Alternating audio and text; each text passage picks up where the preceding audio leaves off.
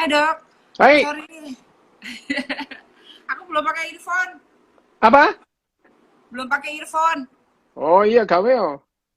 Iya ini lagi mau diambilin TV. Ganti. Jadi harus mendekat supaya kedengeran. Karena earphone-nya belum pakai. Eh, aku harus kayaknya disclaimer dulu. Thank you. Ya aku kusut.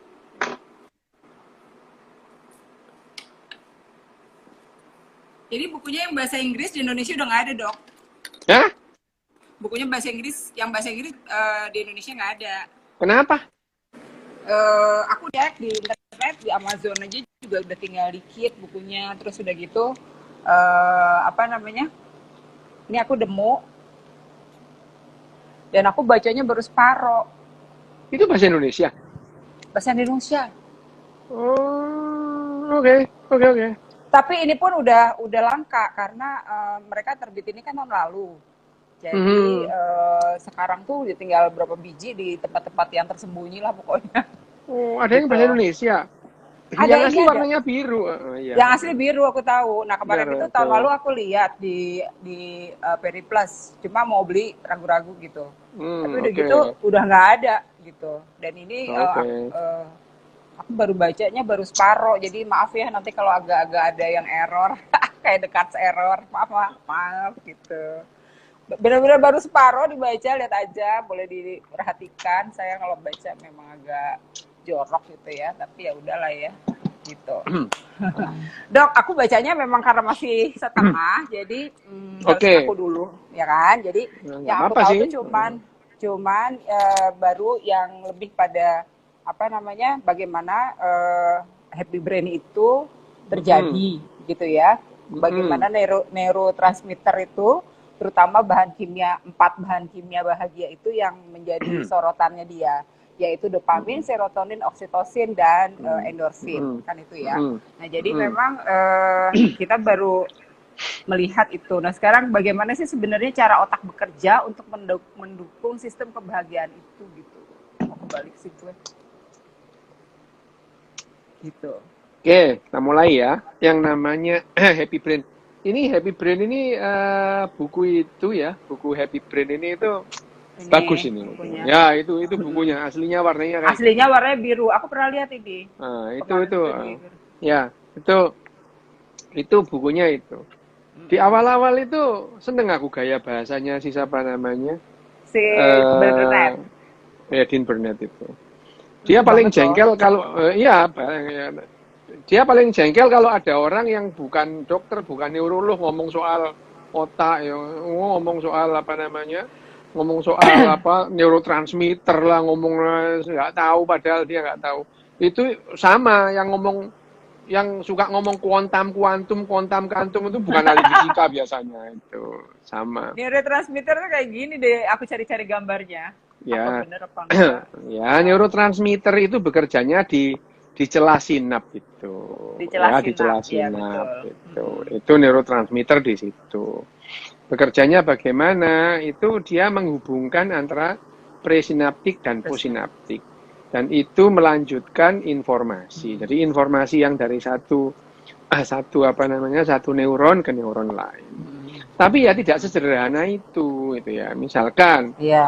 Misalkan terus kemudian ada 4 hormon bahagia gitu ya. Ada Hmm. neurotransmitter bahagia itu. Lah neurotransmitter yang sama itu ya menyebabkan kekacauan juga itu. Hmm, hmm, hmm, hmm. Ya, ya aku Dopamin baca itu. misalnya. Ya dopamin Dopamin kalau misalnya. Ya itu makanya kalau ada misalkan orang bilang kekurangan dopamin ya batinku ya dopamin apa sih maksudmu kok ngerti-ngerti yo gitu ya.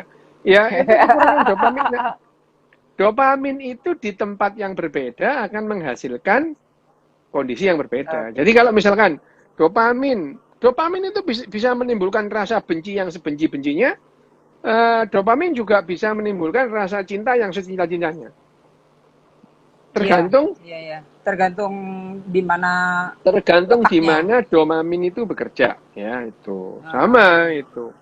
Dopamin itu bisa menimbulkan perasaan yang bahagia luar biasa sampai kemudian tikus-tikus itu tidak mau makan saking bahagianya. Ya. Itu awal-awal Diteliti. diteliti, sebetulnya itu Leslie itu mau mencari tempatnya memori itu di mana itu. Nah, dari dia mencari tempatnya memori di mana tahun 63 itu dia menemukan yang namanya pusat itu tadi kebahagiaan pada tikus-tikus itu ya. Jadi tikusnya itu kalau dikasih dopamin pada tempat tertentu itu, saking bahagianya sampai nggak mau makan. Itu kenapa alasan itu dijelaskan juga ya bukan hanya bukunya Dean Burnett ya. Di mana-mana yang namanya kebahagiaan itu umurnya adalah pendek. Iya. Kalau kebahagiaan itu berumur panjang, ya orang akan cepat mati gitu karena dia tidak mau makan, tidak mau melakukan kegiatan-kegiatan yang lain untuk motivasi untuk hidupnya. Tapi dalam bukunya Dick Burnett yang ini itu saya ingat ada 8 bab ya. Ada 8 bab. Ada 8 bab. Ya, ada 8 bab. Yang pertama itu happiness itu inside our brain. Ya. Inside the brain. Itu nah. Di bab pertama ini lucu ya. Memang gayanya Dean Burnett gitu ya. Dean Burnett gayanya gitu. Kalau nulis itu gayanya dia memang setengah ngolok, setengah gimana? Setengah ada satir-satirnya gitu ya. Ya, jadi kayak bab itu terakhirnya bilang ini kayak kok aku jadi pengen makan burger gitu kan ada gitu-gitunya. Ya, memang gitu ya. Jadi gaya bahasanya itu satir gitu ya. Nah, memang dijelaskan gimana letak ya. Dan kalau misalkan Dean Burnett ini termasuk pelopor, ya bukan pelopor ya, memang orang yang pertama yang mencari pusat kebahagiaan itu di mana. Kalau sebelumnya kan orang sudah belajar emosi. Hanya saja Dean Burnett ini memang lambat mulainya, lambat gitu ya. Memulainya lambat. Bahkan dia itu tidak tahu bagaimana cara memeriksa otak dengan MRI itu nggak tahu di awalnya itu lucu banget itu kasus diceritain juga di sini gitu ya. Dia tahu ketawa terus dia nggak tahu masuk ke itu. Dia nggak tahu cara kerja yang namanya fungsional MRI itu gimana gitu ya. Jadi ya dia merasa ya ini ya dia blow on sih memang waktu itu. Tapi ya untungnya pembimbingnya itu malah memberikan jalan keluar. Alih-alih terus kemudian melarang dia menggunakan MRI fungsional, malah pembimbingnya itu nanya itu, ya sebenarnya yang kamu cari ini apa sih? Mau apa kamu gitu? Ya, tapi pembimbingnya itu juga menemukan hal yang baru dengan kebandelan Dean Burnett ini untuk dia ketawa ketiwi di dalam MRI gitu ya. Tapi emang yang diceritain di bukunya tuh persis sama, Bang. Kamu kayak masuk ke dalam ikan paus terus udah gitu. Ya, memang iya. Gitu. Memang itu kemarin aku begitu rasanya, ya ampun. Memang iya, masuk ke dalam persis. Ya itu seperti Jonah masuk perutnya ikan paus, dia membayangkan kayak gitu. Membayangkan dia masuk dalam perutnya ikan paus. Ya memang begitu kalau masuk dalam ya kan aku udah MRI. pernah. Belum lagi kan suaranya rang ting segede-gede ya. Serem banget gitu kan. Nah itu yang dilakukan Dean Burnett. Dean Burnett juga jengkel ya, dia menunjukkan kejengkelannya kalau ada orang yang nggak ngerti soal, nggak tahu apa-apa tapi dia ngomong soal ini kan dopamin, serotonin loh, kayak ngerti-ngerti yo. Dia juga gitu ya, aku sendiri juga ya ini Dean Burnett keren nih ngomongnya ya. Kan seperti orang yang seneng ngomong kuantum itu biasanya bukan fisikawan itu, nggak ngerti kuantum itu apa itu sama. Iya. Biasanya yang sering ngomong dopamin, serotonin itu motivator NLP biasanya. Gitu. Enggak sih dok, tapi kan memang Dok Des kan sekarang kamu kan banyak itu mas, banyak juga ngomong soal oksitosin itu kalau hormon cinta gitu-gitu kan. Jadi orang langsung asosiasi. Aku kan tidak ngomong masalah serotoninnya dan tidak ngomong masalah neurotransmitternya. Tapi yang aku omongin adalah di tempat-tempat tertentu, misalkan jatuh cinta kenapa? Terjadi yang namanya banjir testosteron di mana? Tuh, kan aku ngomong gitu, Ya ya. benar, benar. Di Dan mana emang gitu. benar. Dan Ya, diceritain juga di sini iya sampai bukan gulung bukan komik. berarti ya, iya bukan berarti bahwa yang namanya serotonin, dopamin itu adalah hormon kebahagiaan, tidak itu. Ya, bisa Kalau hormon sebaliknya. itu, nah bisa sebaliknya itu ya. Nah sekarang kalau Ya, ha. dalam itu disebutkan, diceritakan itu awal-awal di mana di bab 1 itu Bab yang satu ya. namanya kebahagiaan itu memang ada dalam otak itu. Dia Mm-mm. menceritakan dengan gayanya yang lucu-lucu nggak play Lucu. gitu ya. Lucu-lucu nggak play, bahasanya tuh nggak play itu. Lucu-lucu nggak play itu. eh Kayak siapa? Kayak siapa? Boh gitu. Cuman ya Oh, eh yang namanya itu betul, bahagia itu imajinasi bukan. Iya itu.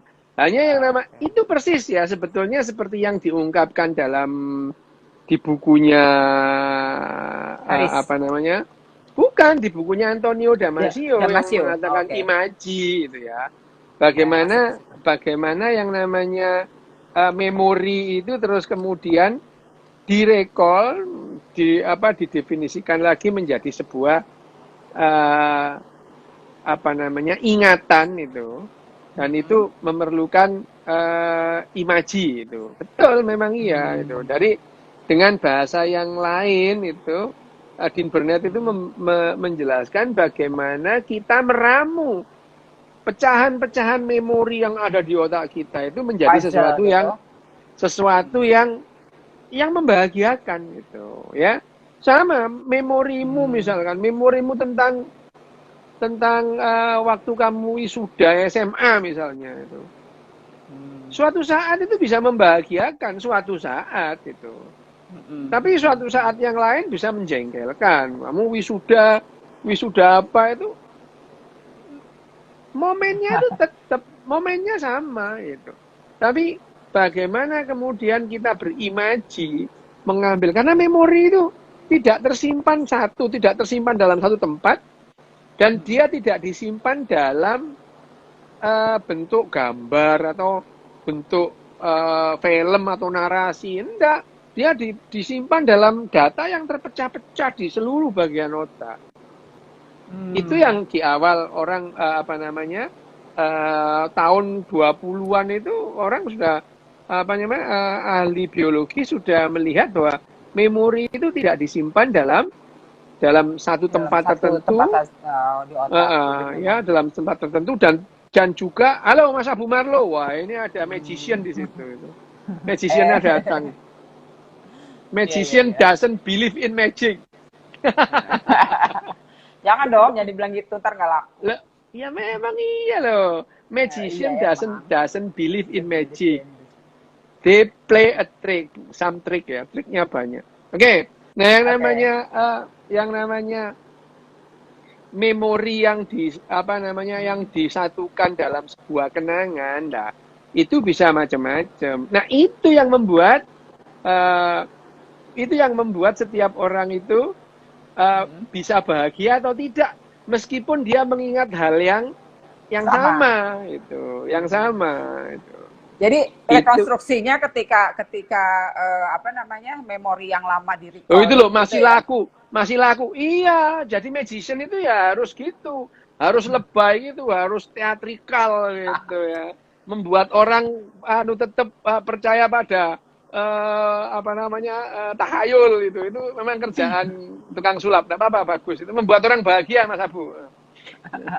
Ya, kayak balik yang tadi ya dok ya. Jadi ketika memori di recall gitu ya, pada saat yang sekarang kan dia kan lama, memorinya tetap. Cuma ketika di recalling balik, tergantung imajinasi yang masuk, tergantung Ya, situasi yang masuk nah dan itu. Nah, betul. Itu yang gitu. disebutkan kenapa kebahagiaan itu ada dalam otak pada saat segala memori itu. Karena bahkan memori itu ada yang langsung. Jadi misalkan input masuk, input masuk. Input itu diolah itu.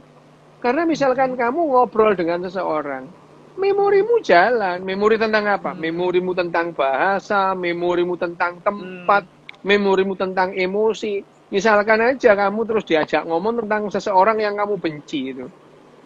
Bisa kamu nggak bahagia loh. Iya, padahal orangnya ngomong santai-santai aja itu. Ngomongnya santai-santai itu. Makanya sebetulnya di bab 1, bab 4. Bab 4-nya buku ini itu disebutkan Iya, bahwa kebahagiaan itu ada orang lain itu. kebahagiaan adalah oke. Aku baru sampai situ bacanya, Dok, Ya, sebenarnya gitu ya. Jadi ketika kemudian kebahagiaan adalah orang lain, aku sih bacanya sebagai kehidupan orang lain gitu ya. yang dilihat Jadi sebagai kebahagiaan kebahagiaan. itu adalah jadi kamu itu bahagia karena orang lain dan kamu tidak bahagia karena orang lain juga. Tapi itu karena evolusi teman dan kecerdasannya, Lah katanya gitu iya di itu. bukunya. Kebanyakan akan gitu. Hanya sedikit orang yang menyandarkan bahwa saya bahagia itu ya tidak tergantung kepada orang lain, tergantung diri saya sendiri itu. Tapi itu Dan paling biasa sering loh, Dok, terjadi. Maksudnya ya udah itu kayak sifatnya Pak, sifat sifat manusia pada umumnya itu. misalnya Bagaimana kayak gini ya. misalkan? uh, Misalnya kayak gini nih, apa namanya? Kalau mau pergi gitu ya, lalu kemudian, aduh, aku harus pakai baju apa gitu. Kayak kemarin tuh kan udah nih ke kawinan. Lah kawinannya juga beda. Lah kemudian orang-orangnya juga mungkin belum tentu sama. Kenapa juga panik juga dengan baju yang sama dipakai kawinan kemarin misalnya. Itu kan kebahagiaan kelihatannya kayak emang situ oke gitu ya pakai baju yang sama takut bener gitu. Kayak Ya gitu loh, memang Dok. ya itu adalah Kayak gitu. bagian. Bahkan sekarang lebih lagi kebahagiaan itu. Padahal kalau misalkan kebahagiaan itu disebutkan juga di situ bahwa yang namanya apa namanya the dark side ya. The Di dark buku side ini of ada yang namanya the dark side of happiness itu ya. The dark bener. side of happiness karena ada yang disebut perangkap pada bab berapa ya? Bab 5 kali ya. Apa Aku belum namanya? baca. Aku belum Bab sampai 5 itu ada 4. perangkap. Perangkap yang namanya kebahagiaan. Misalnya disebutkan bahwa kamu membuli seseorang itu untuk mendapatkan kebahagiaan. Alih-alih kamu bahagia, kamu makin nggak bahagia itu. Ya, itu. Disebutkan itu. Gimana caranya? Itu tadi perangkap di otaknya itu mengejar kebahagiaan karena ada satu daerah, salah satu pusat emosi amigdala itu. Di mana di situ mendapatkan konsep pahala dan dosa itu. Kayaknya kalau aku membuli dia, aku akan bahagia deh. Itu adalah konsep pahala dan Pahala dan dosa, reward dosa. and punishment ya di Seperti amigdala. seperti yang sering you lakukan, bukan? Untuk membuli siapa gitu kan? Nah, aku kan no mention. No mention tapi bulinya gue maksudnya. Ya kalau aku kan no mention itu. Ya. Oh, oke. Ya misalkan, tapi kalau kamu misalkan membenci seseorang, bahkan ada misalkan, ada itu misalkan apa namanya, misalkan kalau akun-akun yang didedikasikan untuk membenci seseorang itu ada itu. Lah, kayak Banyak gitu lah, kan, Dok. Itu kan banyak.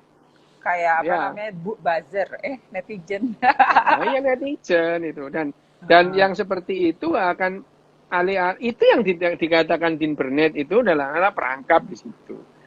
The dark side. Tapi aku belum baca sampai situ. The dark side ya, sisi gelap dari kebahagiaan. Kebahagiaan itu ada punya sisi gelap karena mengejar kebahagiaan itu adalah perangkap itu. Perangkap itu. Aku ingin bahagia itu. Pada saat orang mengatakan aku ingin bahagia, dia tidak akan pernah bahagia. Jadi kalau di bukunya ini ya, ada yang aku baca sebagai, ini komentatornya ya, jadi ada yang aku baca sebagai pathway-nya dia gitu ya, untuk selalu mencari kebahagiaan. Nah sayangnya memang pathway-nya ini bisa itu terus gitu, Dok, jadi mengulang-ulang gitu. Kebahagiaannya dia dengan cara yang itu lagi. Nah, padahal kebahagiaan itu mungkin cuma sekali dengan cara itu. Dopaminnya mungkin ya makin berkurang, jadi akhirnya dia melakukan itu sebenarnya nggak bahagia gitu. Nah, di sini diajarin untuk kemudian coba cari yang lain gitu, cari pathway yang lain. Jadi kreativitas menjadi penting gitu. Benar nggak gitu, Dok? Ini aku ya itu. Di buku ini juga termasuk regulasi diri ada dalam buku ini. Iya. Kamu harus ketawa itu. Ketawa. Senyum bilangnya senyum. kamu harus ketawa itu. Ketawa ya. Ketawa aja. Ketawa. Jadi kamu harus ketawa aja ya. Ketawa itu. Sebetulnya ya ini apa namanya? Ungkapan bahwa kamu harus pura-pura bahagia itu bukan awal kan, dulu itu zamannya tahun 50-an si Nat King Cole sudah kayak gitu itu ya. Ya, Nat King Cole itu sudah ngajari berpura-puralah kamu bahagia. Ya, itu. Ya itu. Nah, tapi di sini juga disebutkan. Jadi sebetulnya dalam bukunya Dean Burnett ini dia menemukan hal-hal yang lain, artinya dia menemukan mekanisme-mekanisme yang sebetulnya mekanisme itu tidak beda jauh dengan mekanisme-mekanisme yang terjadi pada emosi kita itu. Kebahagiaan, misalkan Sam Harris meneliti atau meriset tentang yang namanya keyakinan gitu ya. Ya, keyakinan sama. Dean Burnett ini juga mendapatkan bahwa hormon-hormon atau neurotransmitter yang sama pada keyakinan, pada emosi itu juga muncul pada yang namanya bekerja dengan cara yang sama pada yang namanya kebahagiaan. Dan jangan lupa bahwa kebahagiaan itu adalah salah satu bentuk emosi itu. Hanya kebahagiaan itu salah satu bentuk emosi itu ya, sama emosi. Dan berbeda antara yang namanya excited dengan bahagia. Itu beda itu. Kesenangan juga beda dong, Dok. Jadi beda. Kesenangan itu beda dengan karena kebahagiaan itu ini disebutkan juga di bukunya Dean Burnett. Kebahagiaan itu karena itu tadi, kamu justru pada saat kebahagiaan itu seseorang itu sadar bahwa memerlukan yang namanya self awareness itu. Kesadaran penuh itu ya. Sadar penuh 15 GCS-nya 15. Jadi kalau orang tidur tuh ya nggak bahagia itu. Kalau tidur tiap hari kan tidur. Kamu nggak pada saat tidur kamu nggak bahagia, kamu nggak merasa apa-apa gitu. Iya sih. Iya benar. Ya. Jadi yang namanya ketenangan itu bukan kebahagiaan gitu. Ya. Inner peace itu juga bukan kebahagiaan, itu beda itu. Jadi kalau Sam Harris kemarin kan bilangnya kan kebahagiaan kalau untuk dia itu justru inner peace, Dok. Jadi kayak tidak terlalu rumit gitu ya, tidak. Itu kan bagi dia. Iya, itu definisi dia. Itu bagi dia itu self awareness, tapi kebahagiaan sendiri itu tidak hanya didasarkan pada inner peace. Orang yang tidak punya inner peace bisa aja bahagia gitu. Jadi kalau di sini melihat kebahagiaan bahwa inner peace itu bisa memunculkan kebahagiaan, iya. Potensi memunculkan kebahagiaan lebih besar, iya gitu. Tapi inner peace dengan kebahagiaan tidak identik. Tidak identik. Termasuk juga kesenangan. Beda. Kesenangan juga beda. Beda. Kesenangan dan excited itu juga emosi yang berbeda dengan bahagia itu. Karena bahagia itu memerlukan adanya awareness itu ya. Jadi kamu sadar itu. Dan itu meliputi hubungan dengan orang lain atau individu lain itu. Misalnya dengan anjing gitu ya. Anjing kamu bisa berbahagia, bisa hidup bareng di gua sama anjing, guyon-guyon bahagia itu. Bisa bahagia itu. Kalau sendirian yang kamu dapatkan inner peace itu. Oh, beda jadinya ya sama sekali. Beda. Jadi yang namanya bahagia itu mensyaratkan ada hubungan antara individu dengan individu lain itu. Makanya di situ tuh, makanya kebahagiaan itu secara umum, apakah kebahagiaan itu memerlukan empati? Iya. Jadi neurocerminnya bekerja banget gitu. Oke. Iya itu. Itu ada neurocermin. Jadi kamu bisa melihat misalkan kamu guyon-guyon sama temanmu ya. Gitu. Tapi temanmu merengut bareng gitu. Hmm. Kamu kan jadi nggak jadi bahagia kamu. Jadi neurocerminnya nggak apa? Iya, Ya itu ya bekerja kamu, banget tuh kalau kayak gitu tuh. itu, Heeh. ya itu ya, namanya kebahagiaan. Kamu ngajak temenmu guyon, tapi temenmu diem aja. Terus kamu bilang, say something dong, say something. Itu kan kamu menunjukkan kamu juga gelisah itu. Ya. Oke, Jadi yang oke. gelisah, Kalau tapi aku tak bahagia itu, tinggal. ya, ya, memerlukan Gitu. memerlukan empati gitu. Jadi ya dijelaskan. Jadi memang harus ada yang namanya kebahagiaan itu memang orang lain dalam hal ini ya sebetulnya dia tidak sebut orang lain tapi individu lain gitu ya, individu lain gitu ya. Dok, Ya, misalnya itu kan tadi antar orang ya dok ya, antar manusia memang apa namanya kebahagiaan itu pasti muncul dengan banyaknya orang lain di sekitar kita.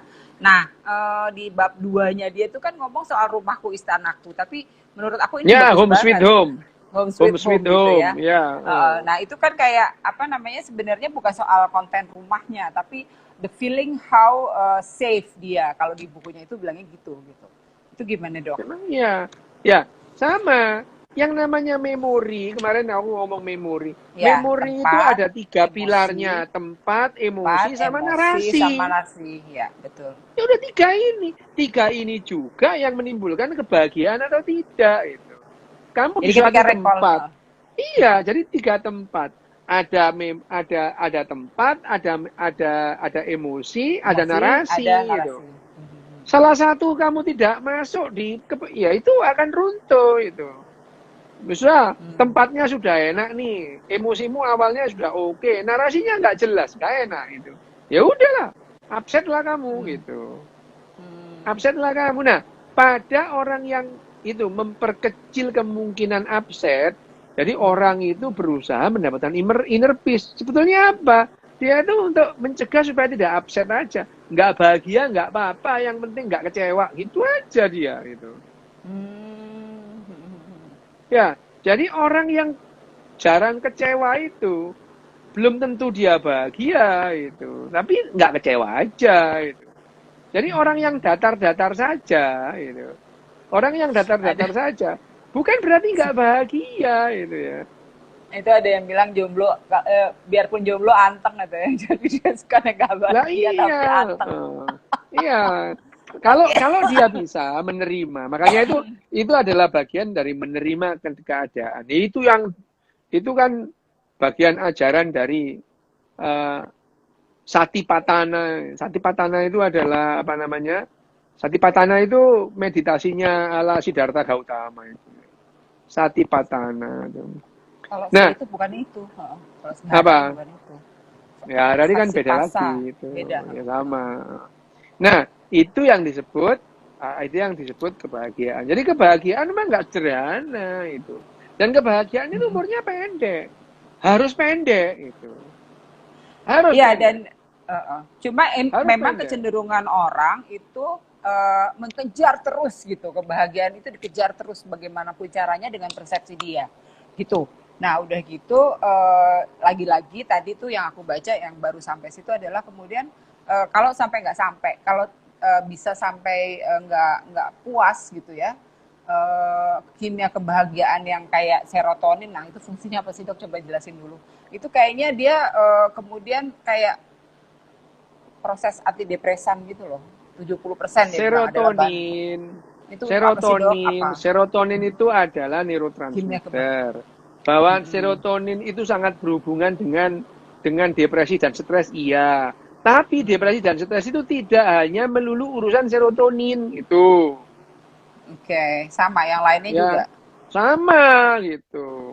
Kenapa? Dong, obat-obatan antidepresan banyak kok yang tidak bukan memang ya yang obat-obatan yang memanipulasi atau mempengaruhi serotonin reuptake itu adalah obat-obatan yang efektif untuk mengurangi kecemasan dan depresi. Tapi ada obat-obat yang tidak obat-obat antidepresan yang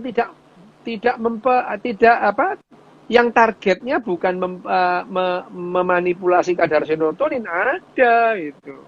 Artinya Kayak artinya yang namanya emosi meskipun serotonin, dopamin, oksitosin itu mempengaruhi emosi, tapi bukan hanya itu. Bukan Semua hanya bekerja itu. sama, semua bekerja sama gitu. Semuanya, semua unsur di otak itu Loh memang bekerja iya, bareng. Kalau otak nggak itu mati ya, kerja benar. secara bareng gitu ya. Ada otak yang saling bertentangan, misalkan amigdala dan eh, orbitofrontal cortex itu saling bertentangan kerjanya itu. Saling bertentangan itu. Nah, makanya setiap orang itu sifatnya akan berbeda. Mana yang lebih dominan? Ini selfishnya atau altruisnya? Altruis penuh juga bahaya, orang gampang mati gitu ya. Tapi kalau selfish penuh, dia akan mengganggu orang lain, juga akan menimbulkan keburukan pada dirinya sendiri. Jadi yang namanya tadi itu yang kamu sebut apa namanya empat Empat neurotransmitter utama, empat untuk neuro kebahagiaan. empat itu adalah bagaimana yang namanya empat neurotransmitter ini bisa memberikan rasa bahagia itu. Ya, coba ya, seperti kata-kata gini, ini jengkelin banget loh ya. Oksitosin, love hormone. Kata siapa itu? Dia yang bilang di sini. Lah iya itu. Oke, tapi yang namanya dia ngomong begini ini kalau yang namanya oksitosin itu bekerja di mana? Yang begini ini kalau begitu, iya kalau yang baca aku paham itu. Kalau yang baca itu bukan eh, apa namanya bukan orang Bukan yang paham mengenai otak. neurologi otak, bahwa serotonin itu mood stabilizer. Itu adalah penjelasannya dijelaskan di bukunya. Serotonin di mana? Jumlahnya Ya, berapa? Itu, ya, ya. 70%. Kalau kurang Adanya di bermasalah, usus. turun juga bermasalah, itu ya. Nah, dia Jadi ngomong dia di usus. Dia di pertama ada usus. akhirnya dia itu sebenarnya satir itu bahwa usus itu otak kedua. Di awalnya itu udah ketahuan sih dia itu apa namanya Itu akan dia membingungkan makanya. mau membuli orang yang mengatakan usus itu adalah otak kedua. Dia ngomong gitu. Tapi ya yang namanya serotonin itu serotonin itu bukan hanya masalah dia diproduksi atau tidak itu. Serotoninnya kerja di mana itu. Ya, Oksitosin itu mempengaruhi. misalkan. Oksitosin love hormone itu. Padahal yang namanya oksitosin itu juga hormon kebencian juga. Itu. Di sini ditulis tuh. Jadi hormon. Nah, Jadi kalau terlalu tinggi oksitosin, dia bilangnya menjadi orang sangat intoleran. nah Itu itu juga bisa dia. terjadi, gitu ya. Terus tapi Jadi, ya artinya yang namanya apa namanya, yang disebut yang gak ditulis di slide-mu ini bisa sangat misleading gitu. Sangat Iya. mislead itu. Sangat mislead itu. Jadi pemahaman bahwa yang namanya satu hormon hanya menimbulkan satu emosi, itu ngawur banget itu ya. Misalkan endorfin painkiller, oke, endorfin painkiller. Painkiller dia bilangnya. Painkiller. Tapi kalau endorfin itu terus melakukan, bahkan yang namanya resistensi terhadap nyeri akan sangat menurun itu. Oh, ya itu tadi karena pathway-nya itu terus, makanya Nah kemudian jadi makanya kebal, itu gitu kan. ya. Jadi Jadi bukan kebahagiaan lagi, harus dicari pathway penjelasan yang berbeda, dia bilangnya gitu. penjelasan yang disebutkan oleh Dean Burnett ini sebetulnya sudah sangat populer. Sebetulnya setiap orang akan paham. Hanya saja orang itu tidak suka mendapatkan gambaran yang lengkap itu ya. Coba deh Ini kamu lihat motivator. Cek gampangnya itu ngomong, ini adalah hormon ini, hormon itu. Padahal dia kalau memberikan gambaran yang lengkap bagaimana yang namanya neurotransmitter itu bekerja, dia tidak akan segegabah itu ngomong. Tuh. Misalnya, kalau jatuh cinta itu hormon apa sih yang bekerja? Ini di mana? Loh, kan gitu.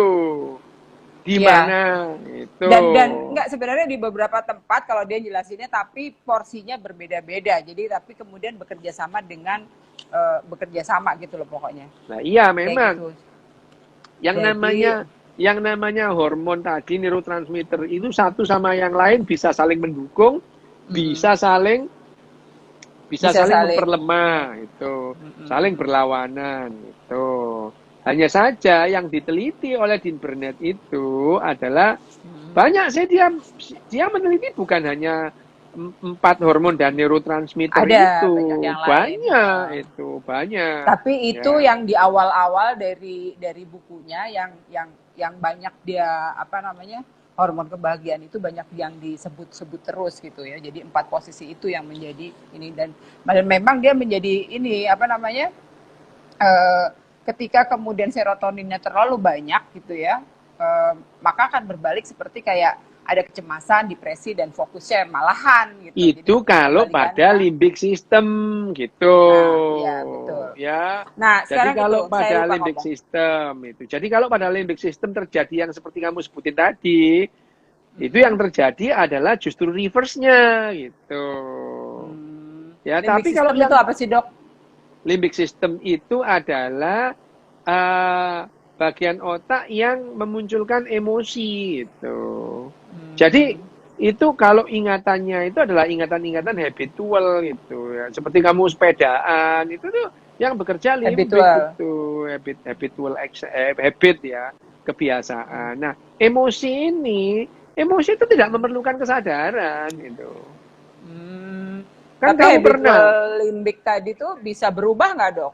Kalau Bisa misalnya banget, bisa latihan, itu, latihan itu begitu. bisa, iya. Hmm, Oke, oke. bisa itu. Jadi ya disebutkan kalau kebahagiaan itu satu, bahwa yang kebahagiaan itu adalah satu, memerlukan emosi, emosi yang cerdas, jelas itu. Bahwa terus kemudian memerlukan empati, iya gitu. Empati apa? Apakah empati itu bagian dari emosi? Tidak, itu.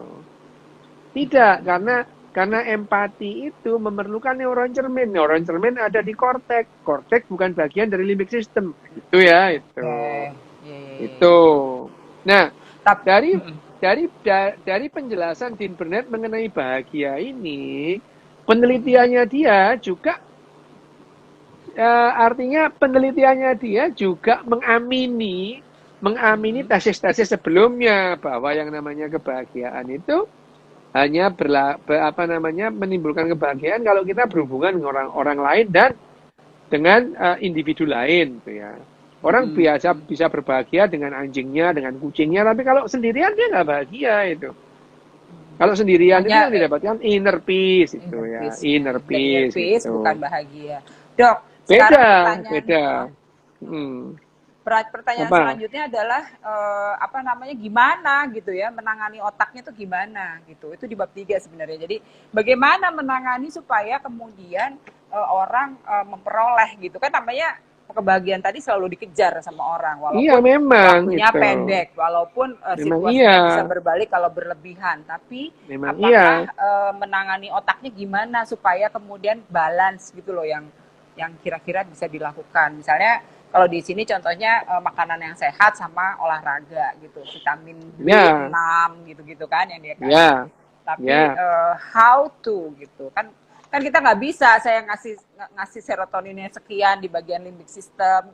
Saya nggak bisa, saya kan nggak tahu bagaimana kemudian ngasih hormonal sekian di sini gitu kan nggak bisa, nggak semua orang bisa atau Ya gimana memang tidak caranya? semua orang bisa itu dan Hmm, itu memerlukan pengetahuan yang dalam.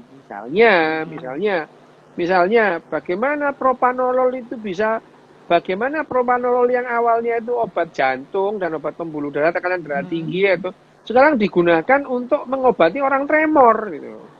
hmm, Itu karena kita tahu bekerjanya obat-obat tertentu di pusat-pusat otak tertentu hmm, itu menghasilkan efek yang berbeda. Misalkan orang tremor, esensial tremor, dikasih obat propanolol yang dulunya itu obat untuk jantung. jantung dan pembuluh darah itu. Hmm. Ya itu perlu pengetahuan itu ya. Ya, ya itu ya itu. Nah, itu adalah bagian dari pengetahuan. Nah, sama dengan misalkan, loh dok, saya ini misalnya saya ini obsesi kompulsif ini. Saya itu tidak bisa menghentikan kalau saya itu bolak-balik kunci saya ini sudah dikunci apa Udah, belum udah itu dibawa ya. apa belum? Gua banget tuh. Belum itu. Nah, itu loh kok saya dikasih obat jantung. Nah, ya kayak gitu itu ya, karena nggak Oke. paham itu ya. Itu Iya, tidak iya, iya. paham. Ya sekali Kalau lagi kalau kita tahu target organ yang di apa yang dituju. yang dituju oleh sebuah obat. Nah, obat itu juga kerjanya berbeda-beda dalam setiap dosisnya. Dosis Hmm. rendah, dosis sedang, dosis tinggi, itu beda-beda juga itu. Beda Oke, itu. oke. Jadi ada orang ya karena tadi yang menurut menurut dokter ini sangat sangat apa namanya berbahaya juga kalau kita hanya membacanya separuh-separuh seperti ini kan gitu. Benar, Mm-mm. tapi nggak sebegitunya juga gitu. Sehingga akibatnya banyak orang kemudian apa namanya kayak kayak minum kayak kemudian mengambil cara cepat untuk kemudian apa namanya si Anggi manggil-manggil. Pertanyaannya Kenapa? Anggi apaan Tanya sih apa sih Gi? dia? Nggak tahu. Dia nanya, Mbak bacain pertanyaanku yang mana tadi Nggi? Nah ini Yang dia obat mana? yang mana Nggi Apa? di WA WA aja enggak Nggi WA Nggi. Aku baca kalau WA. Anggi pertanyaan dibaca. Terus jadi banyak orang kemudian ngambil jalan pintas dok. Jalan pintasnya salah satunya ya minum obat-obatan tadi gitu ya kayak Ninex gitu kan. Itu kan satu-satu yang dia merasa bahagia ketika dia minum dan itu menjadi terus menerus. No, Padahal no, Inek tidak gitu. akan memberikan kebahagiaan. Gitu. Itu di bukunya begitu. Jadi dia ngambil banyak Excited orang dia itu, ya dia excited, bukan. Nah, kalau ekstasi. bukumu berbahasa Indonesia ya jadinya nggak bisa membedakan antara excited Itu dengan bahagia itu. itu Makanya jangan baca nggak yang ada, bahasa Indonesia kamu. Itu. nggak ketemu dok. Aku Nah, iya nggak makanya ketemu. itu Aku kemarin berbeda, berbeda artinya antara excited dengan happy itu sama beda itu. oke. Ntar, Nah, tapi memang bukunya aku cari di Amazon, di tempat lain juga masih udah ya. banyak yang Emang nggak Anggi ada ya tanya apa dok. sih? Anggi tanya apa itu Anggi? Anggi tanya apa? Anggi makanya, Gi sebutin lagi dong Gi, gitu. Aku nggak tahu karena penting untuk Ya, Anggi. itu ya Mm-mm. namanya itu. Jadi kalau kita apa namanya yang mengejar kebahagiaan tidak akan menimbulkan bahagia. Itu udah jelas karena Hmm. pathway-nya itu tidak lewat situ itu. Nah itu orang banyak di dalam hal itu banyak yang apa namanya melakukan itu apalagi berulang-ulang. Dia pikir pada saat kejadian dia pathway-nya seperti itu maka dia mengulang kembali. Nah sementara di bukunya Burnett sih bilang bahwa jangan jangan abaikan sebuah apa namanya pengalaman baru gitu ya. Jadi lakukan sebuah pengalaman yang apa namanya aku nggak terlalu happy nih sama bukunya memang gitu ya. Jadi jangan mengabaikan substansi baru. Ada pendapat bahwa depresi tidak perlu diberikan antidepresan cukup diberikan antidepresan cukup Dengan dengan psikoterapi, fisioterapi hipnoterapi, atau apakah bisa? Loh ya, ya kan lihat-lihat depresinya levelnya seberapa gitu. Depresi itu ada yang ringan, sedang, berat, ya kan gitu itu. Tidak semua ya sama. Hipnoterapi, kan sudah disebutkan bahwa hipnoterapi itu tidak mengubah apa-apa kemarin. Dari 8.000 penelitian itu yang memberikan hanya manfaat 46. pada kesehatan dan 47 itu. 46 Ya, kemarin itu. 46 ngomongnya dok. Ya, 47. Nah, sekarang kalau kita itu berbicara apakah yang namanya depresi itu tidak perlu, ya lihat-lihat depresinya itu ya. Depresinya itu levelnya seberapa. Pada keadaan tertentu, obat Hmm. itu adalah jalan keluar yang bagus gitu. Ya, itu. Tapi pada kalau dilakukan Kalau berlebihan atau kalau dengan apalagi sama orang nggak psikoterapi ya, kalau dengan psikoterapi terus kemudian dengan konseling terus kemudian dia membaik, ya udah nggak usah itu kan itu. Tapi kalau pada saat kemudian dengan konseling, dengan psikoterapi, dengan segala macam nggak berhasil. konsultasi nggak berhasil, lah obat itu adalah salah satu jalan keluar gitu. Hmm. Tapi sebaiknya dilakukan bersama, dok. Maksud saya apa begitu gitu. Aku nggak tahu sih, cuman Anggi melakukan Loh. ke aku bersama obat Ya, dan kemudian juga kalau misalkan konseling. dengan tanpa obat itu ya, kalau dilakukan bareng-bareng itu bisa menurunkan dosis obatnya, kan gitu itu. Kalau tanpa konseling dengan obat ya harus dosis tinggi gitu. Jadi yang paling bagus yang bagaimana? Yang paling bagus konsultasi sama dokter psikiaternya itu. Jangan diputusin sendiri itu. Iya betul. Dokter psikiaternya akan tahu. Oh dia nggak perlu ya obat-obatan ini. Oh dia apa namanya ya dengan konsultasi sering-sering aja dia nggak perlu obat itu. Jadi psikiaternya yang tahu pada saat kapan seseorang itu memerlukan obat atau hanya psikoterapi saja itu. Ada kasus dok ya, ada beberapa kasus yang kemudian berakibat gitu ya, misalnya posisi orang yang secara hormonal sudah tidak seimbang, itu satu. Atau ada kasus juga yang kemudian bukan kasus sih sebenarnya, orang sering gitu dengan akibat mengejar kebahagiaan itu dia suka abai terhadap tugas, jadi kayak nggak tahu deh menunda-nunda tugas segala macam, itu ada di bukunya ini yang kayak gitu. Itu kenapa dok? Iya. Salah Nah, satunya itu juga pathway. hmm. Nah, itu yang disebutkan mengajar kebahagiaan itu bukan pathway menuju bahagia. Udah salah sudah itu, ya. Jadi dan orang yang begini itu emang sifatnya kayak gitu itu. Seperti orang yang kamu lihat lah, yang orang yang emangnya tweet war itu bisa membuat kamu bahagia, nggak bakalan. Kamu seneng iya itu dalam kepuasan dalam waktu pendek. Yes, dia nggak bisa jawab itu ya. Terus apa itu yang kamu dapat kalau ngajak orang tweet war terus di Twitter itu dia nggak bisa jawab pertanyaanmu. Yes, dia kalah. Terus kenapa itu? Bahagia? No, itu. Enggak itu. Bayangin aja mulai pagi sampai pagi lagi ngajak orang berantem itu di Twitter gitu ya. Itu tidak akan memberikan kebahagiaan. Kamu mungkin puas itu ya membuli orang di Twitter, apalagi kalau pakai nama samaran gitu.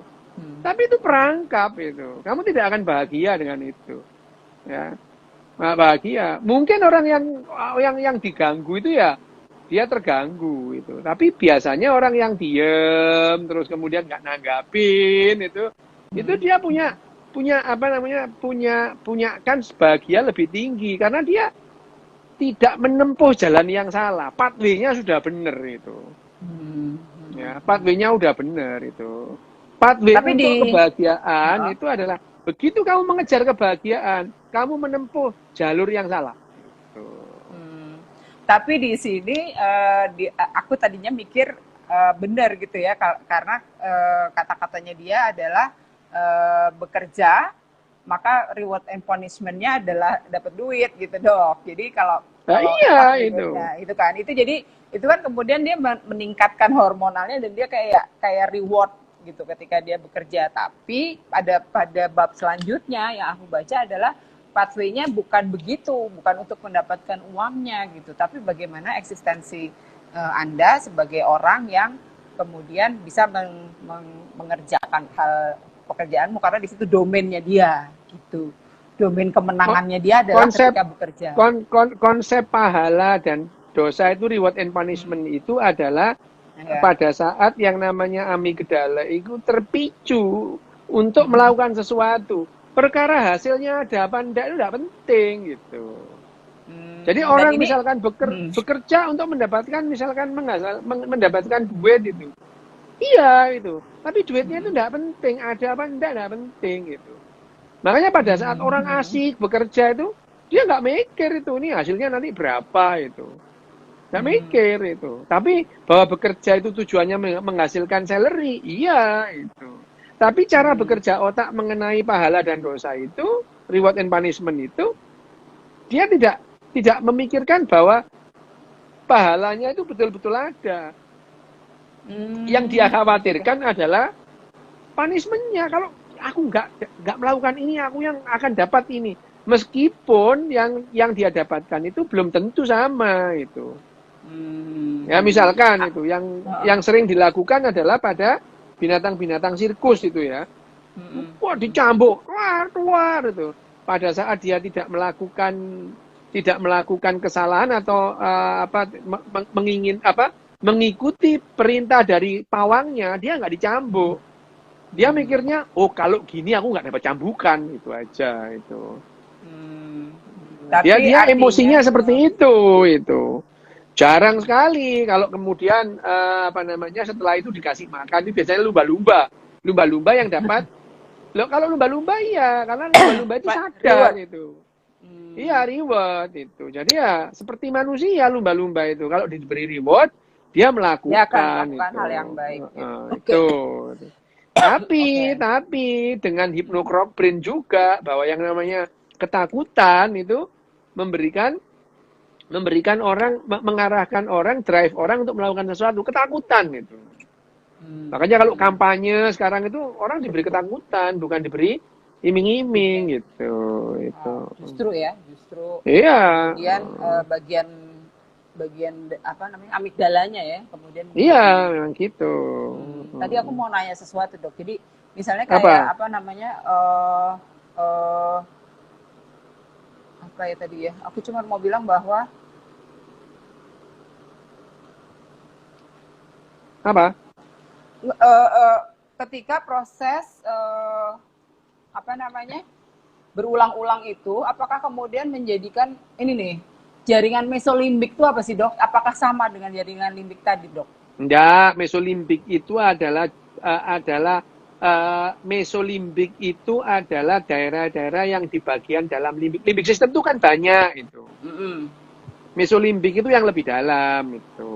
Lebih Oh, lebih apa namanya? Lebih oh primitif ini. gitu. Mm-mm.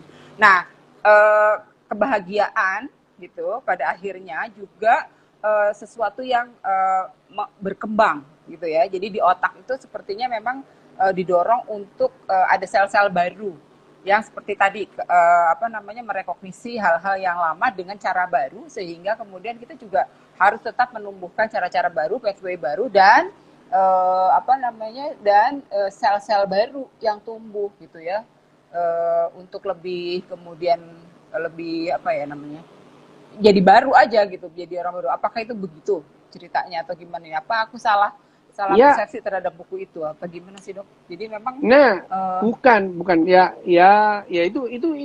itu biasanya yang menerjemahkan itu enggak bukan bukan ya kalau misalkan bukan buku ini. tentang biologi terus diterjemahkan orang yang bukan biologi banyak miss-nya itu wajar itu ya. Tapi Wajar ini itu. Tapi kalau ini punya KPG loh ya saya belinya di kamu Gramedia aja pokoknya. ya kamu kira kalau sudah KPG gitu terus kemudian dia nggak bisa salah itu. Macam-macam aja kamu. Iya, tapi soalnya kan apa namanya, aku nggak dapet cara, makanya aku bilang aku nggak dapet bahasa Inggrisnya kok, gitu. Tapi Lah iya. tapi kalau menurut aku agak misleading tuh soal bagaimana kemudian sel otak tumbuh dan berkembang, bukankah gitu ya? Kalau aku yang pengetahuan biologiku sih sederhana bahwa bahwa namanya Kalau tumbuhnya orang kalau itu sampai berkembang pada titik iya. Kalau berkembang iya, kalau tumbuh enggak itu. bedanya Bahwa apa? lo ya berkembang itu kamu dari kecil itu otakmu ya itu. Tapi kemampuan otakmu berkembang itu. Dengan apa? Dengan Hmm, latihan. Sekarang kamu hmm. bisa dari tidak bisa sepedaan terus pakai sepeda. Berkembang nggak kemampuanmu? Ya berkembang kemampuan. Otakmu tumbuh? Enggak itu. Jadi Kamu mengaktifasi justru. kamu latihan main biola, keren. Kemampuan berkembang enggak? Berkembang. Tapi ada nggak organ baru yang muncul, tumbuh gitu? Ya enggak, itu. Ini Enggak. soal ini aja dok informasi baru aja yang aku baca dari apa namanya si Elon Musk itu gitu yang dia menanam chips itu loh di otak gitu kan yang Iya, dia pikir wah kenapa? kan di dalam otak kita juga sebenarnya pengetahuan geospasialnya ada tuh setiap orang tuh punya tapi kemudian dia diaktifasi lebih lebih lebih kencang gitu di dalam prefrontal cortexnya gitu nah kemudian apa namanya sistem ini tadi, chips ini tadi bisa membuat orang mengembangkan itu tadi, mengembangkan Bisa. kemampuan maksimal Oh, itu otaknya. bisa. Itu Hmm. bisa. Bahwa Hmm. misalkan bagian otak tertentu diblok. Bisa. Karena orang itu misalkan seseorang itu misalkan untuk belajar dia kesulitan, itu perlu diblok salah satu, misalkan diblok aliran tertentu di otaknya sehingga dia lebih lancar pada jalur yang lain. Itu yang diomongkan Elon Musk untuk mempengaruhi otak manusia dengan melakukan blokade pada jalur-jalur tertentu. Itu logis memang itu. Itu logis. Apakah dengan demikian otak bisa berkembang? Loh iyalah itu berkembang, tapi ya tidak tumbuh itu. Berkembang, kemampuanmu itu berkembang. Seperti Jadi tadi bisa. itu ya. Seperti tadi itu, tremor itu ya. Itu kan diblok oleh propranolol, itu diblok sel-sel tertentu sehingga dia nggak tremor. Nah, kemampuannya membaik dong, dia tremornya hilang itu. Iya. Tapi bukan berarti dia mengubah struktur otaknya, tidak itu. Iya, tapi Dok, Tuh. sekali lagi secara keseluruhan buku ini aku masih kurang sih gitu. Pertama aku juga belum selesai bacanya. Nah, yang kedua beberapa detail seperti kayak the dark side of happiness gitu kan. Kemudian the future of happiness yang seperti yang kemarin kita bahas itu kita belum bahas nih. Oh iya. Nah, itu sebetulnya sama gitu. itu ya. Itu sama yang namanya The Future of Happiness-nya yang ada di Sam Harris dengan The Future of Happiness-nya di sini. Ini ya yang di bukunya Dean Burnett itu apa istilahnya? Kebahagiaan dari zaman ke zaman ya, dari berbeda. Kebahagiaan dari waktu ke waktu lah, dari masa ke masa. Kebahagiaannya orang zaman Romawi kuno ya beda dengan kebahagiaan orang zaman sekarang gitu. Ya itu. Oke. Jadi emang aku belum puas sih Dok. Boleh nggak sekali lagi Dok soal kebahagiaan? Boleh, nggak apa-apa. Boleh, nggak apa-apa ini. Karena untuk aku penting. Kemudian kita melihat ini kan tadi bagaimana tata cara, bukan tata cara sih ya, tapi bagaimana kemudian hormonal tadi bekerja. Lalu kemudian bagaimana sebenarnya kita sebaiknya melakukan ada yang mungkin kalau secara khusus ditelaah lebih jauh bagus itu yang namanya the dark side of happiness itu ya, the dark side of happiness itu satu bab. Ini kalau dibahas itu banyak, nanti nyerempet yang namanya meditasi, nyerempet yang namanya ilmu gendam itu. Aku pengen taunya justru lebih ke, tinggal 2 menit Dok. Justru aku pengen taunya kenapa kemudian orang melakukan hal-hal yang emosionalnya terlalu tinggi, misalnya soal radikalisme atau segala macam. The dark side of happiness apakah kemudian mempengaruhi hormonal tersebut, mempengaruhi mereka, gitu loh. Itu yang pengen banget aku tahu.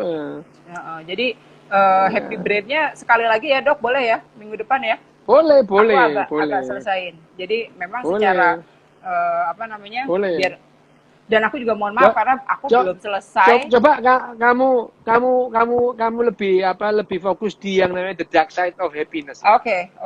Karena tadi kita udah menyinggung yang kebahagiaan orang lain sampai situ, dan memang aku bacanya baru sampai situ gitu.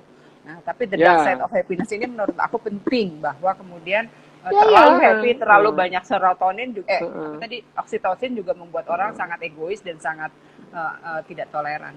Oke Dok, kalau gitu tinggal 20 detik. Thank you very much gitu ya. Nanti kita sekali lagi untuk bahas ini.